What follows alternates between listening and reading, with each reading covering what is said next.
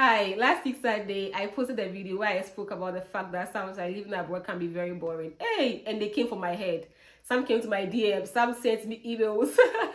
Some of you came to my WhatsApp and said, if I think that living abroad is that boring, I should come back to Ghana and come and see how Ghana. So I think it will be very unfair. And to make it balanced, I'm doing this video to give an overview of the positive experiences that I've experienced living abroad, or the best things I like about living abroad.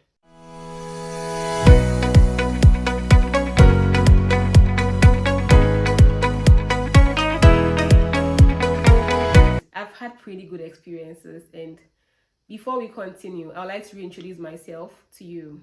If today is your first time watching or if you're a returning viewer, my name is Afrakoma Pia. Here on this channel, I share some lifestyle inspirations with my own life or bring in others for them to share theirs as well. I also share study and work abroad opportunities, and occasionally I bring in some Niger Ghana banter to keep the page entertaining. So if you think these are topics that might be of interest to you, please subscribe to this channel so that whenever I upload a video, obviously be the first person to see it. My favorite part of living abroad is the currency conversion rate. I live in Ghana. I'm unhappy that the cedi devalues most at times, but with the exchange rate, living abroad helps me to afford things that I have always wanted to do some years ago.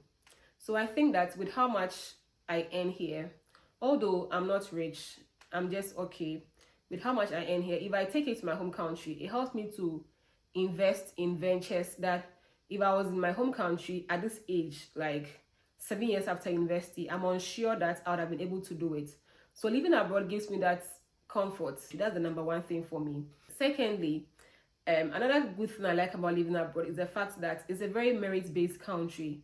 I admit that there are tendencies of nepotism here and there, but then honestly, in my own opinion, I think that comparatively to where I grew up or to where I come from, people who deserve the work get the work.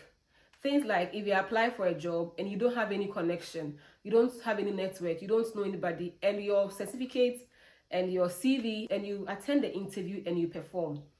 Anyway, even if it's a scholarship application, one of the best things I like about living abroad is the fact that it's a merit-based place. It's not a place where people who don't qualify, who underperform, or people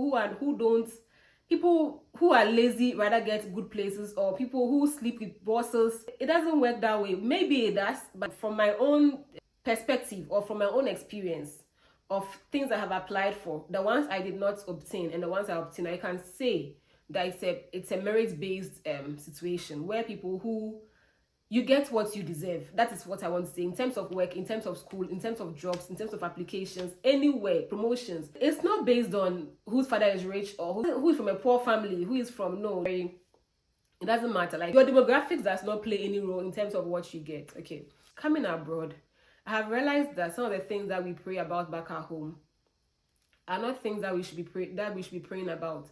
It's an issue of common sense. Unfortunately, that's why some people come abroad and they think that God does not exist, or God is real, God is there. And it doesn't take things that we have for us to know that God is there or He's not there. I believe that it's a very personal and a very conviction perspective. So back to my point. Things like roadworthiness, bad road network. This car is not well fixed. It can cause accidents. Happen everywhere. It happens in advanced countries. It happens plane crash here and there. But I think that these people try to minimize its occurrences in their own human way possible. Whereas in our case, we just allow things to, we don't care about people. Beds, hospitals. A politician would rather spend the money than invest in building a school for children to attend. A politician would rather spend the money on his girlfriends or just keep it and hold it in his home than rather investing in a hospital where people can attend the hospital and where women can deliver. Pregnant women die when they're about to deliver. Look at the rates. People die here as well from delivery. Abroad, it does not make you immune to natural occurrences. The rate at which some natural occurrences can cause death or deformity can be minimized if it is well controlled, though it can be eliminated. But back home in my home country, we don't care about it. Oh God. Talking about quality of life, we are in March. June will be here soon.